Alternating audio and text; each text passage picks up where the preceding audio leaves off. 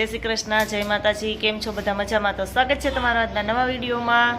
અને અત્યારે જો ઘડિયાળમાં 7:30 જ થયા છે। કા તમારા મીસુબેન જો ઉઠીને તૈયાર થઈ ગયા છે। અને આજે તો એને સ્વેટર નથી પહેર્યું, કોટ તો એને પહેરવાનો હોય જ નહીં। તો બહુ ઠંડી છે, 2 દિવસથી પાછી ઠંડી બહુ પડવા માંડી છે। કેમ મીસુબેન?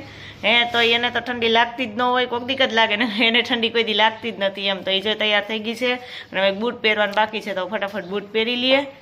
જય શ્રી કૃષ્ણ, જય માતાજી। કેમ છો બધા? મજામાં? તો સ્વાગત તમારા નવા વિડીયોમાં। ઘડિયાળમાં થઈ ગયા છે 7:30 ને મારું વાન આવી જવાનું છે આગળ। અને આજે મારા મમ્મીનો બર્થડે છે। Happy birthday mummy. Thank you thank you thank you. મીસુબેન આપને હેપી બર્થડે કે તો પછી થેન્ક યુ કેવું જ પડે ને। તો જો મીસુબેન મમ્મીને થેન્ક યુ કહી દેજો। થેન્ક યુ નો હોય, હેપી બર્થડે કહી દેજો। હા વિશ કરી દેજો। તો સારું, હાલો હમણાં મીસુબેન નું વાન આવી જાય ને એટલે મીસુબેન છે ને એ જવા દે સ્કૂલ। હા એટલી બધી નીંદર આવે?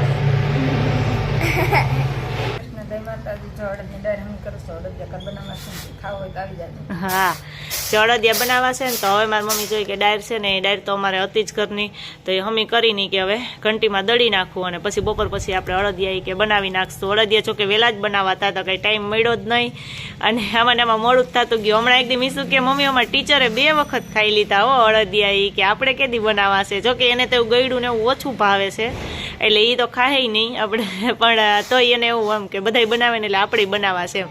તમારી મમ્મી ક્યાલ ફટાફટ હું આ ડાયર છે ને કે હમી કરી નાખું ને પછી દળી નાખું ને એટલે બપોર પછી ટાઈમ મળે ને એટલે કરી નાખશું અડદિયા, ખાઈ નાખીએ ને આમણામ શિયાળો પૂરો થઈ જાય। તો જો અડદિયા બનાવવા તમે સવારે કીધું તું એમ જ કે અડદિયા બનાવવા છે, તો ડાયરેક્ટ તો જો મારી મમ્મીએ દળી નાખી છે, તો એ બધા જો એના લઈ લીધા છે ડ્રાયફ્રૂટ। હું કહું હવે કટિંગ કરી નાખું। અત્યારે જો 12:30 જેવું તો થઈ ગયું છે, તો હમણાં જો બનાવવા છે ને તો હું અહીં કટિંગ કરવા જો તડકે જ બેસી ગઈશ, કારણ કે આજે એટલી બધી ઠંડી છે ને પવન એવો છે કે અંદર તો બહુ ઠંડી લાગે છે, એટલે હું બહાર જ લઈ લઉં છું। અહીં કાજુ બદામ, પછી આ ખમણ લઈ લીધું છે, કિસમિસ, અહીં ગુંદ, અને અહીંયા જો મસાલો છે અડદિયાનો, એ બધું તૈયાર કરી લીધું છે ને હું બધું ફટાફટ હું કહું કટિંગ કરી લઉં, સુધારી લઉં અને પછી આપણે અડદિયા બનાવવા માંડીએ। તો જો મેં કીધું તું એમ કે મારા અડદિયા બનાવવા હતા, પણ બપોરે પછી કટિંગ કરીને બધું મૂકી દીધું। મારી મમ્મી કે ઉઠીને બનાવશો, એટલે અત્યારે ઘડિયાળમાં 3 થઈ ગયા છે ને 3 વાગે જો અમે અડદિયા કરવા વર્ગી ગયા છીએ। અને અહીંયા બધો જો અડદિયા બનાવવા માટેનો સામાન લઈ લીધો છે। તો જો અહીંયા બધા ડ્રાયફ્રૂટ મેં જે કટિંગ કર્યા હતા એ બધું આવી ગયું છે। ગુંદ, ખમણ છે, અને અહીંયા લોટ જો ચારી લીધો છે હળદનો, કે આપણે ઘરનો જ છે દહીનો ઈ। અને પછી જો અહીંયા આપણે એને મોણ, આપણે જે લોટમાં મોણ નાખીએ ને એવી રીતે આમાં તો અમે એમ કહી છે અડદિયામાં કે ધાબુ દેવા માટે, તો થોડુંક દૂધ લીધું છે અને દૂધમાં થોડુંક ઘી નાખ્યું છે, એ ગરમ કરી અને હમણાં લોટમાં નાખી દેવું, એટલે છે ને અડદિયા એકદમ કણીવાળા થાય। તો હમણાં એ ગરમ થાય ને એટલે આપણે એનું ધાબુ દઈ દઈએ, પછી એને ચારી નાખશું, પછી એને શેકી નાખશું સરસ। તો જે આપણે ગરમ કર્યું ને એ આમાં જ ઘી ને દૂધ ને ગરમ કર્યું ને જો આપણે લોટમાં સરસ નાખી દઈએ, થોડીક વાર તો ગરમ હોય એટલે ચમચેથી જ હલાવશું, અને પછી છે ને એને આપણે સરસ મજાનું આપી મિક્સ કરી અને પછી ધાબુ આપી દેવું। તો જો ચારણીને સરસ મજાનું આમાં ધાબુ આપી દીધું છે, એટલે સરસ મજાનો પછી ચારી લીધો ને એટલે સરસ જો કણીવાળો થઈ ગયો છે। અને અહીંયા આપણે જો ઘી ગરમ મૂકી દીધું છે, એટલે હમણાં ઘી ગરમ થઈ જાય ને તો પહેલાં એમાં ગુંદ તરી લેવું અને પછી જ આપણે લોટ શેકવાનું ચાલુ કરી દઈએ। તો જે આપણે આ અડદિયાનો લોટ છે શેકવાનું ચાલુ કરી દીધું છે અને શેકાવા માંડ્યો છે, અને સરસ જો હજી તો થોડીક વાર છે, અને એમાં શેકાતા બહુ વાર લાગે, કેમ કે આપણે શેકીએ ને એટલે આજુબાજુમાં બધી સુગંધ આવવા માંડે, બાજુવાળાને ખબર પડી જાય કે અડદિયા બને છે એમ, એટલે બહુ શેકાવા દેવો પડે, કારણ કે સુગંધ સરસ આવવા માંડે ને ત્યાં સુધી। આમ જો સરસ મજાનો હજી તો એનો કલર છે એ થોડોક હજી બદલી જાય, એમ કે એકદમ રાતો થઈ જાય ને ત્યાં સુધી આપણે શેકાવા દેવો પડશે। તો હજી તો આપણે એને થોડીક વાર શેકાવા દઈએ અને પછી એને નીચે લઈને પછી આપણે ચાસણી લઈ અને પછી અડદિયા બનાવીએ। ગુંદ તો આગળ તરી લીધો તો હજી તો સરસ શેકાવા દેવો જોઈએ। તો જો સરસ મજાની અડદિયાની ચાસણી આવી ગઈ છે, અને એમાં બધાય મસાલા આપણે નાખી દીધા છે, કે ગુંદ, ખમણ અને કાજુ બદામ, દ્રાક્ષ બધું નાખી દીધું, અને હવે સરસ મજાનું જો હલાવીને આપણે મિક્સ કરી દઈએ, અને પછી સેજ થોડીક વાર હલાવીએ ને એટલે હમણાં સેજ કઠણ થઈ જાય, પછી આપણે અડદિયા છે સરસ મજાના બનાવવા માંડીએ। બની જાય ને પછી તમને બતાવી કે મારા અડદિયા છે એ કેવાક બન્યા છે એમ। અને અત્યારે જો જોઈએ ને તો જોતા જ મોઢામાં પાણી આવી જાય ને એવા સરસ મજાના થયા છે, સુગંધ એવી મસ્ત આવે છે અડદિયાની। તો હાલો ફટાફટ થોડીક વાર થાય ને એટલે કઠણ થઈ જાય એટલે અમે અડદિયા બનાવવા માંડીએ। તો જો અમારા સરસ મજાના અળદિયા બની ગયા છે અને અળદિયા જો બનાવવાનું કામે ચાલુ કરી દીધું છે કે ઘણા એવી રીતે હાથથી બનાવતા હોય, ઘણા એમને ઢેફલી પાડી નાખે. તમે જો એવી રીતે આવડું લીધું છે બીબુ, એનાથી જો અળદિયા સરસ મજાના બનાવીએ છીએ. અને સરસ જો અળદિયાનો આકાર હોય ને એવા જ મસ્ત બને છે. નાખી બધા અળદિયા બની જાય ને પછી હું તમને બતાવું કે અળદિયા છે કેવા બન્યા એમ. તો જો અમારા અળદિયા બનીને તૈયાર થઈ ગયા છે અને વિશુબેન સ્કૂલેથી આવી ગયા છે ને ખાવાનું કામ ચાલુ કરી દીધું છે. કા હા કેવા બન્યા બેન?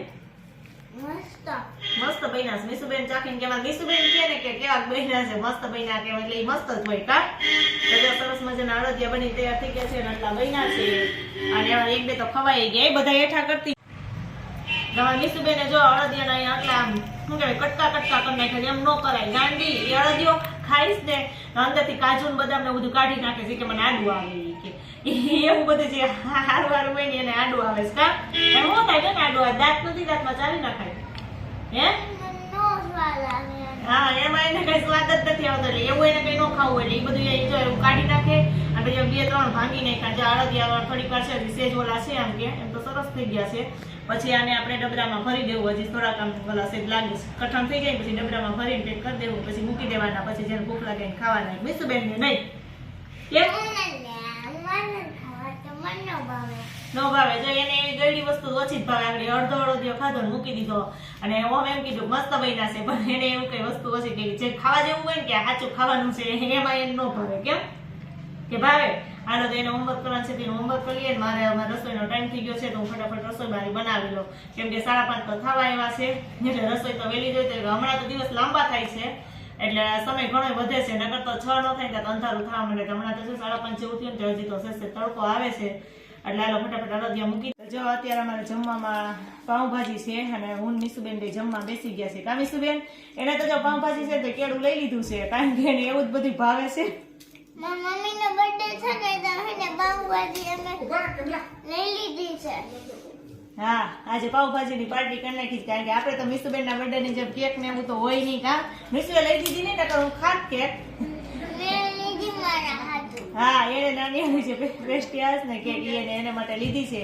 મને તો કહેતી જ હતી કે મમ્મી કેક તું લે પણ હું તારો બર્થડે હશે ને ત્યારે આપણે કેક લેવું. અમારા વિશુબેન ને આવશે 3જા મહિનામાં. કા ત્યારે આપણે કેક લેશું. ચાલો ફટાફટ હવે અમે જમી લઈએ.